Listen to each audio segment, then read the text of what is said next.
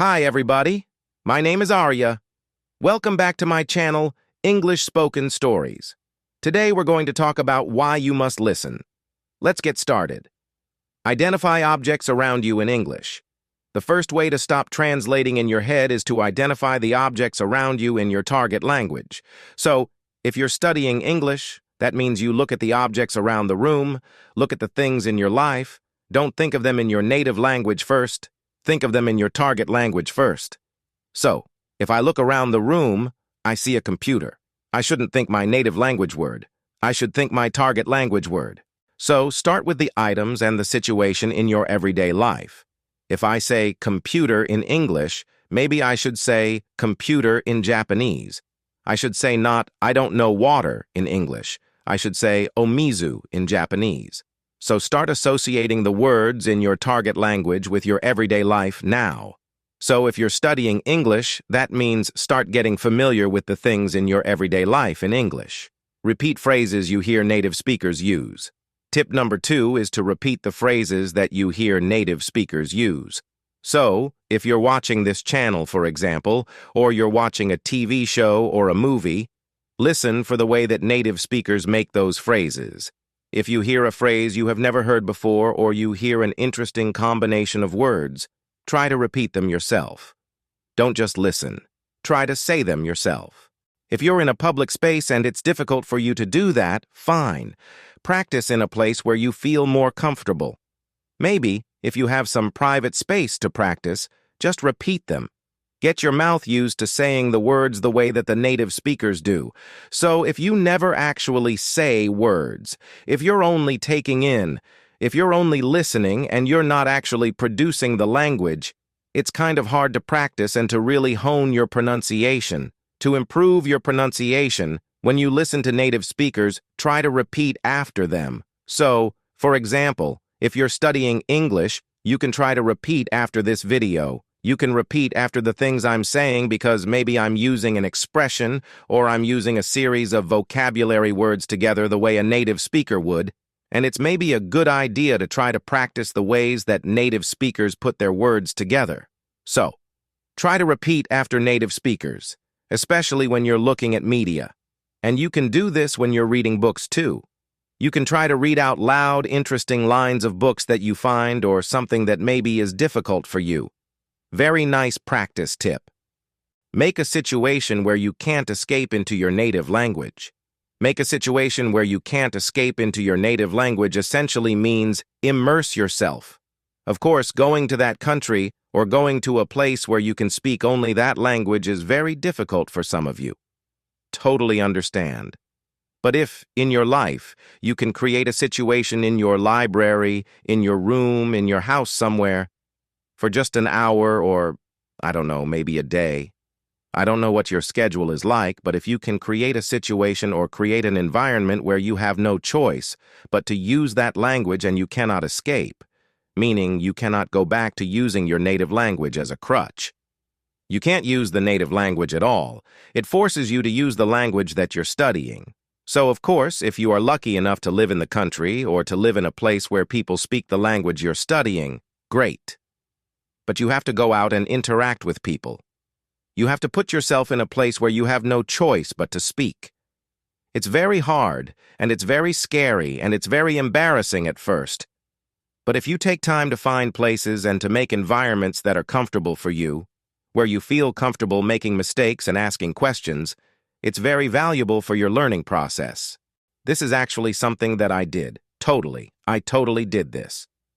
My Japanese wasn't very good for a long time, but then I started making friends who could not speak English. Actually, I just did this through finding hobbies. There was a hobby that I had. I joined a group. I joined actually a school where I could learn how to do that hobby, and everything was taught only in Japanese, and the people in my class only spoke Japanese mostly, and then maybe we would go out for drinks and food late at night or on the weekends, and everybody spoke only Japanese. And if I couldn't communicate even simply in Japanese, I had no hope of keeping that friendship together. So it forced me to study. It forced me to think about the words they were using and to try to learn those words, those patterns, as well as how to produce them naturally myself. So I was learning the vocabulary words that people around me were using and learning how to apply them on my own. That was only possible because I had no escape in those situations. So try to do that. Even if you can do it yourself in your house, it's super helpful, I think. Watch TV and movies in your target language without subtitles. Tip number 4 is to watch TV and movies in your target language without subtitles. So, I think that watching with subtitles can be very beneficial. So, if I'm watching something, or if you want to watch something with subtitles on, great. But I sometimes find that in my case, I think too much about reading the subtitles, and I forget to listen. So maybe if you've seen a movie in your target language a few times with the subtitles on, try turning the subtitles off and think about the character's body language, the words they're using. You can always look that up later. Look up the words you don't know in a dictionary. But try to do it where you're focusing completely on the way that people are using their words. Try not to use the subtitles, so kind of play around with it a little bit.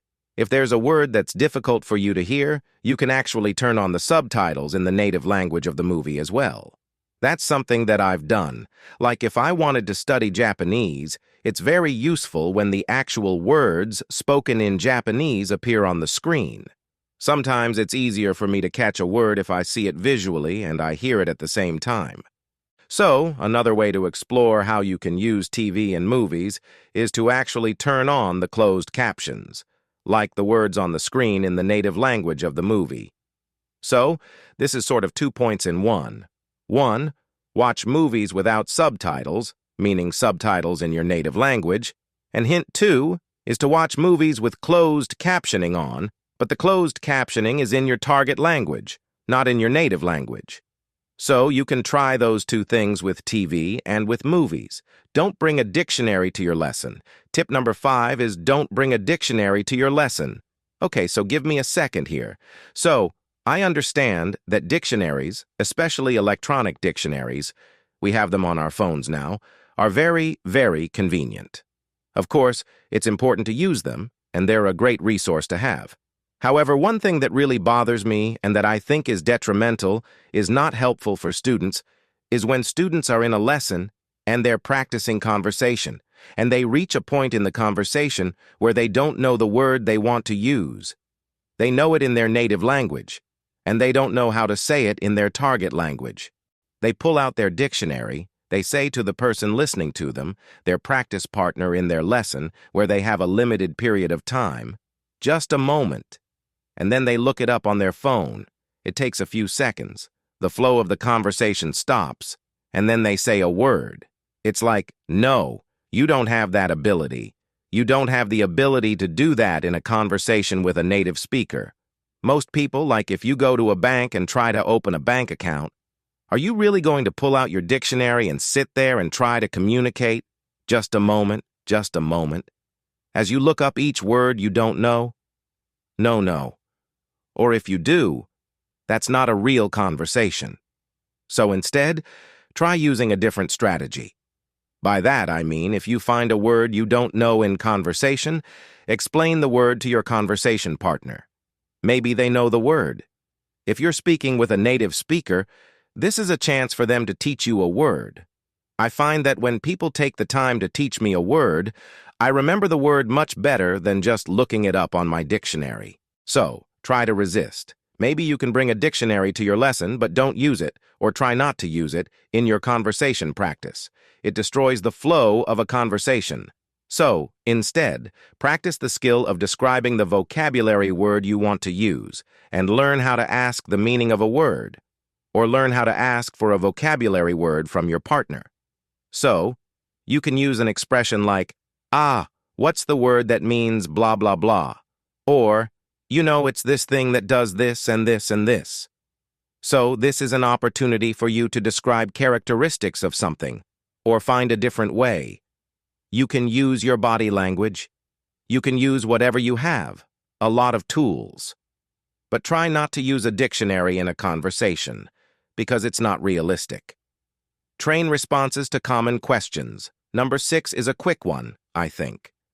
Number 6, hint number 6 I have, is just to train responses to common questions. So, for example, a very common question in English is, "Hey, how are you?" You should know how to answer this question. Just have a default response. "Hey, how are you?" "I'm good." If it takes you a long time to answer the question, "Hey, how are you?" you need to practice. I think that's a pretty good indicator. So, for example, sometimes I ask students a question like they haven't quite gotten the idea of how to respond just yet. They're not quick at responding. I say, "Hey, how are you?" And they say, "Yes." And then they think and they go, "I'm good." That's a very common question. So think about just a default response that you can spit out, that you can quickly say. If it's, "How was your weekend?" Or, "Hey, what's up?" Or, "What do you want to do for dinner tonight?"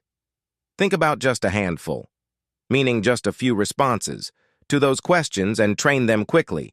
Just, "How are you?" "I'm good." "How are you?" "I'm okay." "How are you?" "Not bad." Questions like, "How are you?" That's a very common question. So for those common questions, train responses to that. We've got a bunch of videos, especially beginner-level videos, with some example responses you can use. So don't get stuck with these little questions. Just train a few responses, practice a few responses until they feel natural to you. It will save you time and help the person asking the question to move forward in the conversation. Study with materials that don't provide a translation. The next tip is to study with materials that don't provide a translation. By this, I mean, if you're using worksheets or some kind of textbook, and it has your target language, the language you're studying, and it has your native language next to it, while this can be useful, I feel that if you can, studying your materials only in your target language, with simplified explanations for more detailed points also in your target language, can be a little bit better. I don't want to say you should only study things in your target language and never use your native language because, of course, it can be helpful sometimes to look up a word or to understand the grammar point in your native language. But, where possible, if you can find something that provides simplified explanations in your target language, it can be really helpful. Again, you're learning to think on a simpler and more basic level about the language you're studying, in the language that you're studying. So this can be really, really good. Finding some materials to use where there's no translation can help a lot. You can practice with books and written materials, but also with video materials as well.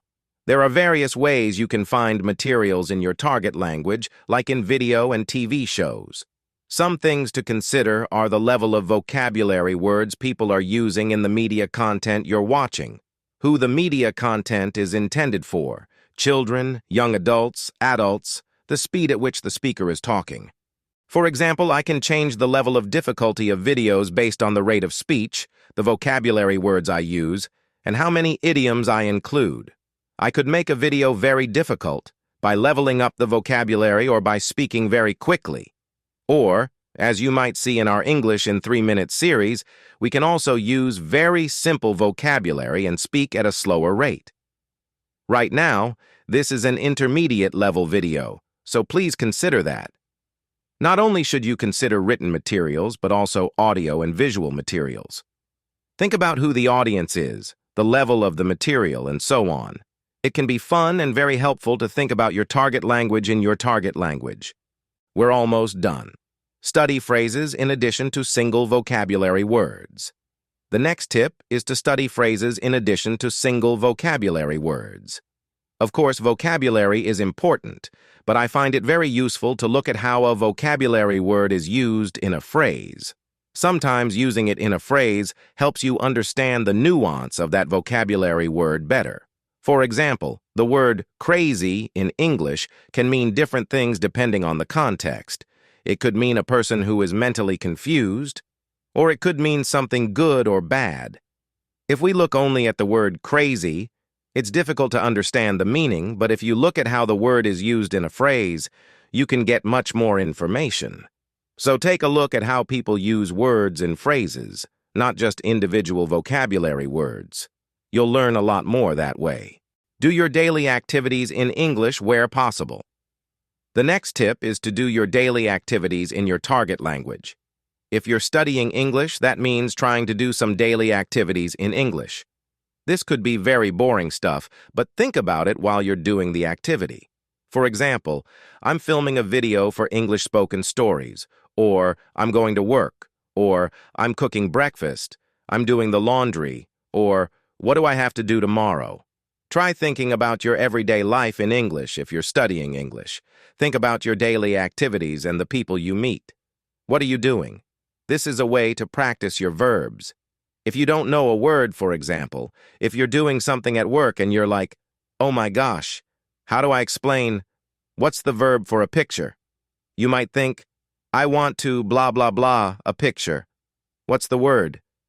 You can check a dictionary at that point and find out that it's draw. You need to use the verb draw for draw a picture. You can find these little gaps in your everyday life, these little gaps in your knowledge, if you think about your everyday activities in your target language. If you don't think about it in your target language, you might not realize you have vocabulary gaps or phrase gaps. This is a really good and actually funny way to study. Use a learner's dictionary for new words. The last tip is to use a learner's dictionary for new words. There are learner dictionaries available in English. My personal favorite channel is English Spoken Stories. If you find a word you don't recognize, check it in a dictionary, but use a learner's dictionary that gives you a simplified explanation in simple English of that word. Instead of checking it in your native language, check it in your target language. This helps you understand the word better because you're learning it from the perspective of the language you're studying, not your native language. So using a learner's dictionary can be really helpful. All right, so those are 10 tips to help you stop translating in your head. I know it's very difficult, but it takes time and practice. I hope that these are a few strategies that can help you as you study any language. Of course, this is an English language channel, an English language learning channel, but I think these tips are pretty good for learning just about any language. So I hope these are useful for you. If you've tried these strategies or if you have any other comments or tips, please let us know in the comment section below this video. Thanks very much for watching this episode of English Spoken Stories, and I will see you again soon. Bye.